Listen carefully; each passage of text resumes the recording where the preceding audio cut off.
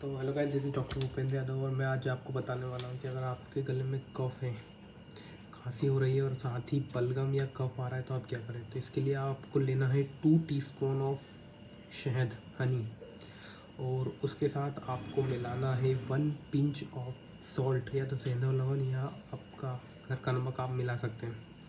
इन दोनों को आपको दिन में 2 से 3 बार लेना है, इससे आपका पूरा कफ निकल जाएगा।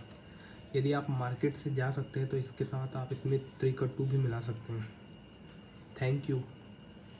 Take doctor advice before taking any medicine.